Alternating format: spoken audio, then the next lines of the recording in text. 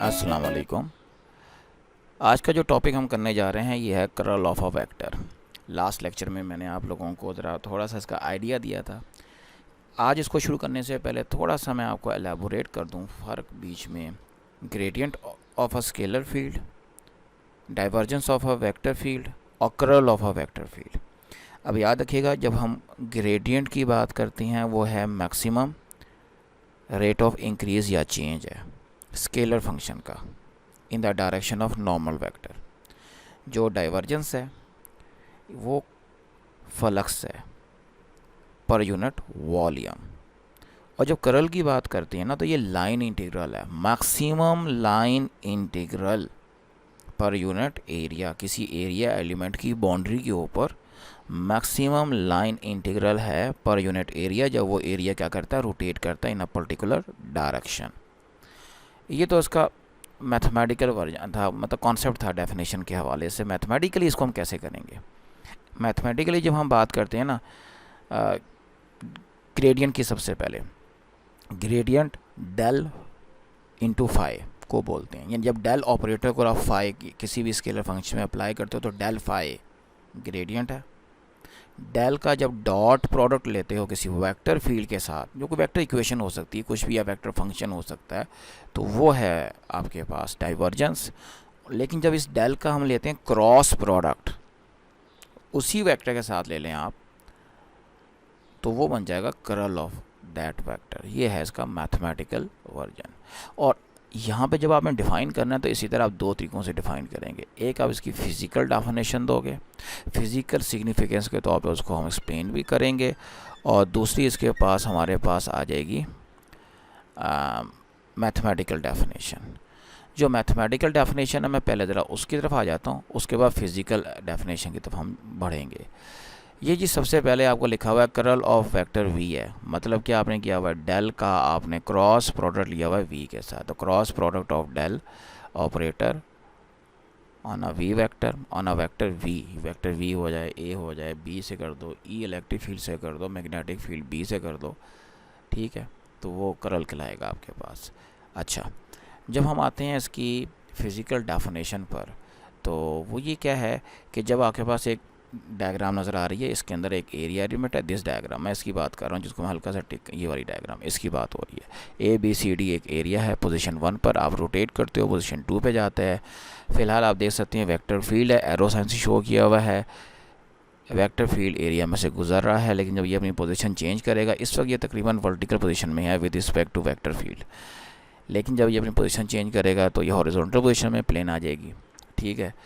इस दौरान जब ये पोजीशन चेंज कर रहा होगा, इसकी वो पर्टिकुलर पोजीशन जिसके ऊपर इस एरिया के around A B C D A, ये जो बाउंड्री वॉल है, इसके अराउंड जो लाइन इंटीग्रल है वेक्टर का, वो जब पर यूनिट एरिया मैक्सिमम हो जाएगा ना, तो हम उसको उसका कर्ल का नाम दे देंगे, ठीक। ये हो गया। इसको डेफिनेशन यहाँ लिखी हुई है कि there is certain orientation of the area for which the line integral is greatest. This greatest line integral when computed over unit area is called curl of the vector field. The curl of a vector field is a vector quantity, आखिरी दो लाइनों में पढ़ रहा हूँ, directed along the normal to the exploring area which is in the position giving this greatest integral, सबसे ज़्यादा integral की जहाँ वैल्यू आएगी, इसको हम कहेंगे कर्ल ऑफ द वेक्टर। अच्छा, इसका जो कॉन्सेप्ट है ना मज़ीद, अब ये तो हमने एक मैथमेटिकल डेफिनेशन मैंने कोशिश की आपको समझ आ जाए कि line integral per unit area जब मैक्सिमम हो जाएगा तो उसको हम क्या नाम देंगे, कर्ल, ठीक। Cross product of del with vector is called curl, ठीक। फिज़िकली मतलब क्या बना? फिज़िकल मतलब ये होता है कि अगर हम इस वेक्टर को हम लेट कर लेते हैं कि ये फ्लूइड के हवाले से जो फ्लो ऑफ करंट होता है, डायरेक्शन होती है, ख़ास मूव कर रहा है, जब कोई फ्लूइड रोटेट करेगा, घूमेगा किसी पॉइंट पर आकर, तो उसका वो जो मैक्सिमम इफ़ेक्ट होगा किसी एक ख़ास डायरेक्शन में, उसके अंदर मौजूद किसी एरिया एलिमेंट का, उसको उसका क्या देंगे, कर्ल का नाम देंगे। मिसाल के तौर पर आप डायग्राम देख सकते हैं, इस डायग्राम में आपको एरो साइन नज़र आ रहे हैं।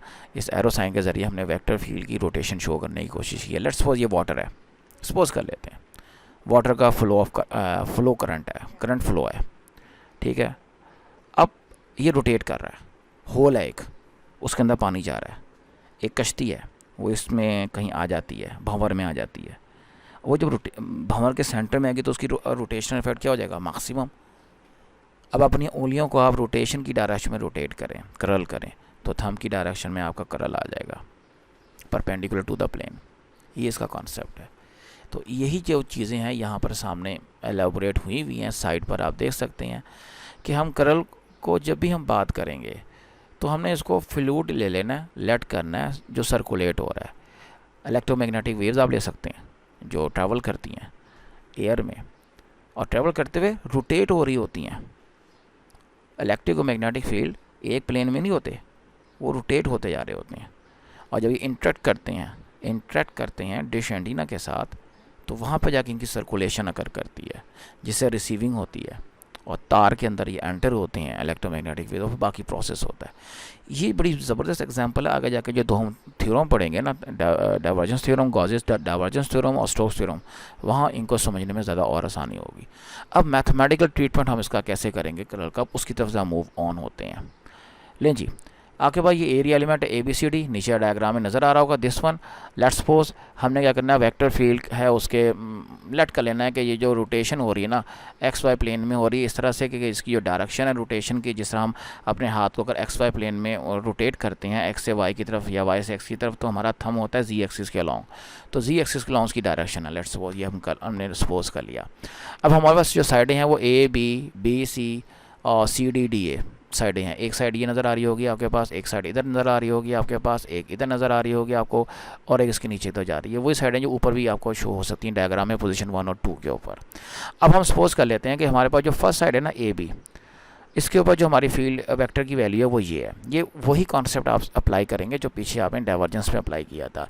ये बिल्कुल मिडल ऑफ साइड के ऊपर इसकी वैल्यू है, जो ऑब्वियसली एवरेज वैल्यू हम लेते हैं मिडल पे लेंगे। अब चूँकि ए बी आप साइड देख सकते हैं कि अपर लेवल से नीचे है, बिलो लेवल पे आप इसको कॉन्सेप्ट के लिहाज से कह सकते हैं कि वो negative X Y direction X direction बन जाती है या नेगेटिव वाई डायरेक्शन बन जाती है बिलो डायरेक्शन में। तो जब आप मेन पोजीशन से बिलो होंगे तो आपके साथ यहाँ पे जो मेन वैल्यू है वी एक्स, उसके साथ ये फैक्टर क्या हो रहा होगा, माइनस हो रहा होगा। ये चीज़ जब ऑपोजिट साइड पे जाते हैं आप, ऊपर बी सी, देखो ये बी साइड इधर है ऊपर है, तो ये चीज़ क्या हो जाएगी यहाँ पे, ये जमा हो रही है, ऐड हो रही है, आप देख सकते हो। बाकी जो वैल्यू है वो क्या है कि ये वी एक्स की का रेट ऑफ चेंज है विद रिस्पेक्ट टू वाई, और ये भी आपका वी एक्स का rate of change with respect to Y. उधर माइनस हो रहा है ऊपर ए बी के अलॉन्ग सेंटर में, बल्कि ए बी के सेंटर में, और बी सी के सेंटर में प्लस हो रहा है, ठीक।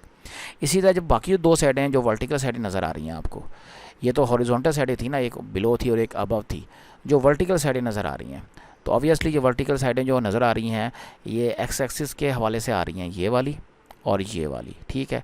अब 3D फिगर है इसलिए आपको ज़रा इमेजिन करना थोड़ा सा डिफिकल्ट होता है, लेकिन आप सुनो ये एक्स एक्सिस के एक इधर है यानी कि पॉजिटिव साइड पर, एक नेगेटिव साइड पर। जो पॉजिटिव साइड पर उसमें ये चीज़ क्या हो रही है, ऐड हो रही है यहाँ पर, और जो बैक साइड एंड पर है उसमें ये चीज़ क्या हो रही है, नेगेटिव हो रही है। और ये वाई की का कंपोनेंट है वी वाई का, जो कि with respect to X axis change हो रहा है। अब जब आपने इसका लाइन इंटीग्रल मालूम करना है counter A B C D direction में, तो वो कैसे मालूम करोगे, ये जो दो आपको वैल्यूज़ आ रही हैं अबव एम बिलो, इन दो का डिफरेंस और इन दो का डिफरेंस अलग अलग आप लोगे, कंप्यूट करोगे और उसको ऐड कर दोगे, तो वो टोटल लाइन इंटीग्रल आ जाएगा। अब ये जो आपके पास पहला जो डिफरेंस आ रहा है ऑब्वियसली ये आपके पास जाएगा किधर, किसके साथ चलेगा, एक्स एक्सिस के साथ, और दूसरा चलेगा वाई के अलॉन्ग, डी वाई कंपोनेंट के अलॉन्ग। तो जब आप ये इक्वेशन और ये इक्वेशन इनको सॉल्व करेंगे तो आपके पास ये आंसर आएगा। ये आपके पास है लाइन इंटीग्रल, एरिया एलिमेंट का एक कंपोनेंट है, ठीक है। और ये लाइन इंटीग्रल किस एरिया एलिमेंट का, जो कि एक्स वाई प्लेन में मौजूद है। इसी तरह तीन होंगे, एक्स वाई वाई जी एक्स तीनों में होगा। और इसको जब आप पर यूनिट एरिया ले लोगे, यानी इसी एरिया से जो आपको नज़र आ रहा है, इससे जब डिवाइड करोगे तो ये यहाँ से कैंसिल हो जाएगा ना, तो बाकी ये बचेगा। ये इसका आ गया जी कंपोनेंट के अलॉन्ग। इसी तरह वाई के अलॉन्ग ये आ गया और एक्स के अलॉन्ग ये आ गया, तीनों को इकट्ठा करेंगे प्लस करेंगे, ये चीज़ बन गई। और ये क्या चीज़ है, ये इस डिटर्मिनेंट का ओपन करें तो ये इक्वेशन आती है। तो ये डिटर्मिनेंट शो करता है कि जो डेल क्रॉस वी को, अगर हम इसमें से डेल को ये लेट कर लें, ये डेल हमारे पास वी नो, और ये वी वेक्टर है, तो डेल क्रॉस वी किया जाए तो यही डिटर्मिनेंट आता है। तो यहाँ से साबित होता है कि आपके पास कर्ल ऑफ अ वेक्टर, देखो ना हमने ये कर्ल ही मालूम करने जा रहे थे यहाँ पर, मुसलसल ये हमने क्या किया, लाइन इंटीग्रल मालूम कर रहे थे ये, और इस लाइन इंटीग्रल को यहाँ आके हमने क्या किया, पर यूनिट एरिया कर दिया, मैक्सिमाइज किया। जैसे ये line integral per unit area maximum होता है तो ये क्या बन गया, इसका जो आंसर आया ए दिस वन, ये वाला जो आंसर आया ये क्रॉस प्रोडक्ट को शो कर रहा है डेल और वी के। इसका मतलब है curl of a vector field del और वी के क्रॉस के इक्वल होता है। यहाँ तक आपका ये टॉपिक मुकम्मल होता है। जहाँ तक इसको मज़ीद समझने की ज़रूरत है, आप कैसे इसको मेमोराइज़ कर सकते हैं, याद कर सकते हैं, उसकी तो ज़रा आ जाते हैं। लेकिन जी हमें पता है डेल हमेशा, ये जो हमारे पास कर्ल है डेल क्रॉस वी के बराबर है या डेल क्रॉस ए हो सकता है, मतलब वेक्टर फील्ड और डेल का क्रॉस प्रोडक्ट है। ये जी मैंने डिटरमिनेंट लिखा, इसको मैंने ओपन किया, ये चीज़ आ गई, ये इसका के कंपोनेंट है दिस वन, ये सारा का सारा के कंपोनेंट को मैंने हल करना है, क्या करना है, first diagonal minus second diagonal को मल्टीप्लाई करना है। तो ये आएगा कली ओवर कली एक्स के साथ वी वाई आएगा और कली ओवर कली वाई के साथ वी एक्स आएगा। ये चीज़ यहाँ पर आई है हमारे पास इस इक्वेशन में, इस जगह आई है, जिसको मैं आप ग्रीन कलर में हाईलाइट करो, ए इस जगह आई है, ठीक है। एरिया के साथ वो पर यूनिट एरिया करेंगे तो मैक्सिमम आपके पास लाइन इंटीग्रल आ जाता है। अच्छा, अब इसका जो पहला हिस्सा है, बल्कि आप इसको सिर्फ इस हिस्से को कंसंट्रेट करें, इस हिस्से को, ये चीज़, ये वही कंपोनेंट है वो वाला, ठीक है, यहाँ तक। अब ये जो कंपोनेंट आई कैसे आया, ये जो दो इक्वेशनें लिखी थी ना आपके पास, एक ये दो इक्वेशनों का सेट था ये वाला, और एक ये सेट था, मतलब अब above and below side, right and left side, उनका डिफरेंस आया था ये, इनको सॉल्व किया तो ये इक्वेशन आई। अब और से देखो यार, आपके पास जब आप इसको सॉल्व कर रहे हैं तो ये कली वी वाई ओवर कली एक्स, कली वी वाई ओवर कली एक्स, मैं इसकी बात कर रहा हूँ पहले हिस्से की, ये लिखा हुआ है कली वी वाई ओवर कली एक्स, ये लिखा हुआ है, हाफ वैल्यू ये लिखी है, हाफ वैल्यू ये लिखी है, इनको ऐड करना है तो ये चीज़ आएगी। और इसी तरह दूसरी तरफ जो एक्स ओवर वाई है वो ये लिखा हुआ है, हाफ ऑफ वैल्यू, ये नेगेटिव है, ऑब्वियसली यहाँ ये नेगेटिव होगा, दोनों ऐड होंगे, ये नेगेटिव साइड पे चला जाएगा, वो पॉजिटिव साइड पे आ जाएगा।